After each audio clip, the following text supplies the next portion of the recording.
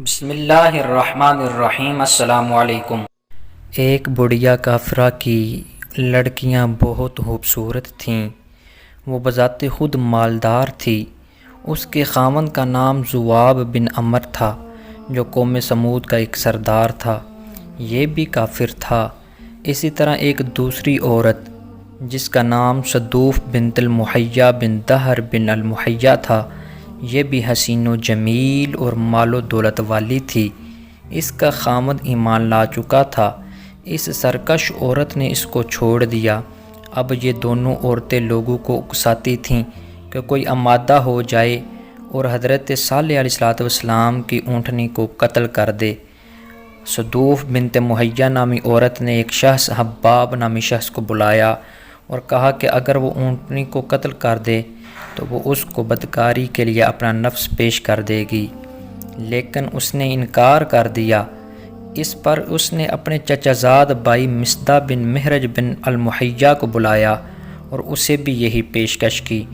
وہ کم بخت تو پہلے ہی اس پر فدا تھا اور اس کے حسن و جمال کا شیدائی تھا، پس وہ اس بات پر آمادہ ہو گیا۔ دوسری طرف انیزہ ابن غنم بن مجلس نے کدار بن صالح بن جندہ کو بلایا۔ یہ شخص سرخی مائل بہی زرد رنگ اور پستہ قد تھا۔ لوگ اس کو بدکاری کی اولاد سمجھتے تھے۔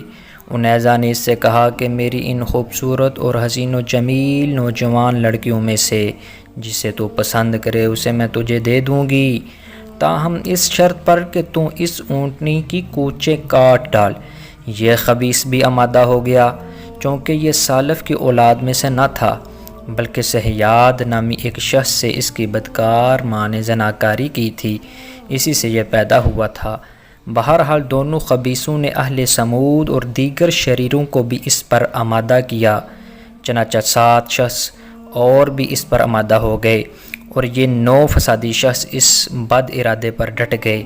اللہ تعالیٰ فرماتا ہے، اور سمود کے شہر میں 9 اشخاص تھے جو زمین میں فساد پھیلا رہے تھے اور اصلاح نہیں کرتے تھے، چونکہ یہ لوگ قوم کے سردار تھے۔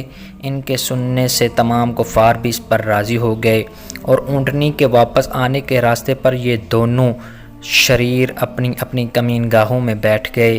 جب اونٹنی نکلی تو پہلے مصدع نے اسے تیر مارا جو اونٹ کی ران کی ہڈی میں پیوست ہو گیا۔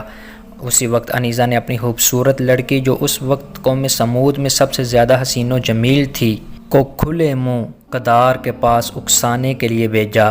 اس لڑکی نے کدار کو کہا، کیا دیکھتے ہو، اٹھو اور اس کا کام تمام کر دو۔ یہ اس کا منہ دیکھتے ہی دوڑا اور اس کے دونوں پچھلے پاؤں کاٹ دیے۔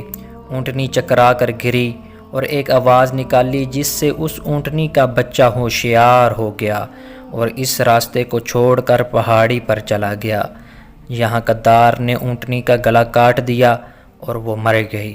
اس کا بچہ پہاڑ کی چوٹی پر چڑھ گیا اور اللہ سے اپنی زبان میں عرض کی، اے میرے رب، میری ماں کدھر گئی؟ وہ 3 مرتبہ بلایا، پھر جس چٹان سے اونٹنی نکلی تھی اسی میں سما گیا۔ تاہم ایک دوسری روایت کے مطابق اسے بھی اس کی ماں کے سامنے ہی ذبح کر دیا گیا۔ حضرت صالح علیہ السلام کو جب یہ خبر پہنچی تو آپ گھبرائے ہوئے موقع پر پہنچے۔ دیکھا کہ اونٹنی بے جان پڑی ہے۔ آپ کی آنکھوں سے آنسو نکل آئے اور فرمایا، بس اب 3 دن میں تم ہلاک کر دیے جاؤ گے۔ اللہ تعالیٰ قرآن کریم میں ارشاد فرماتا ہے، فَعَقَرُوهَا فَقَالَ تَمَتَّعُوا فِي دَارِكُمْ 3 أَيَّامٍ ذَلِكَ وَعْدٌ غَيْرُ مَكْذُوبٍ۔ پس انہوں نے اس اونٹنی کی کونچیں کاٹ ڈالیں۔ تب صالح نے کہا، تم صرف 3 دن رس بس لو، پھر تم پر عذاب آ جائے گا۔ اللہ کی وعید ہے جو ہرگز جھوٹی نہیں ہوگی۔ آپ کی وعید سچ ثابت ہوئی۔ بدھ کے دن ان لوگوں نے اونٹنی کو قتل کیا تھا اور چونکہ کوئی عذاب نہ آیا اس لیے اترا گئے، اور ان 9 فاسدین نے ارادہ کر لیا کہ آج شام کو صالح کو بھی مار ڈالو۔ اگر واقعی ہم ہلاک ہونے والے ہی ہیں تو پھر یہ کیوں بچا رہے، اور اگر ہم پر عذاب نہیں آتا تو بھی آئے دن اس کی جھنجھٹ سے چھٹکارا مل جائے گا۔ قرآن کریم اس واقعہ کو نقل کرتے ہوئے لکھتا ہے، اللہ کی قسم کھا کر عہد کر لو کہ ہم صالح اور اس کے گھر والوں پر شب خون ماریں گے، اور پھر اس کے ولی سے کہہ دیں گے کہ ہم اس کے خاندان کی ہلاکت کے موقع پر موجود نہ تھے اور ہم بالکل سچے ہیں۔ پس یوں انہوں نے چال چلی اور ہم نے بھی تدبیر کی جسے وہ جان نہ پائے۔ پس دیکھو کیسا ہوا ان کی چال کا انجام، ہم نے ان کو اور ان کی پوری قوم کو تباہ کر کے رکھ دیا۔ پس یہ ہیں ان کے گھرانے جو اجڑے پڑے ہیں بوجہ اس کے کہ انہوں نے اپنی جانوں پر ظلم ڈھائے۔ بے شک اس میں عبرت ہے ان لوگوں کے لیے جو جانتے ہیں۔ رات کو یہ اپنی بدنیتی سے حضرت صالح کے گھر کی طرف چلے۔ آپ کا گھر پہاڑی کی بلندی پر تھا، ابھی یہ اوپر چڑھ ہی رہے تھے، تبھی اوپر سے ایک چٹان پتھر کی لڑکتی ہوئی آئی اور سب کو ہی پیس ڈالا۔ ان کا تو یہ حشر ہوا۔ دوسری طرف جمعرات کے دن تمام قوم سمود کے چہرے زرد پڑ گئے۔ جمعہ کے دن ان کے چہرے آگ جیسے سرخ ہو گئے، اور ہفتے کے دن جو مہلت کا آخری دن تھا ان کے منہ سیاہ ہو گئے۔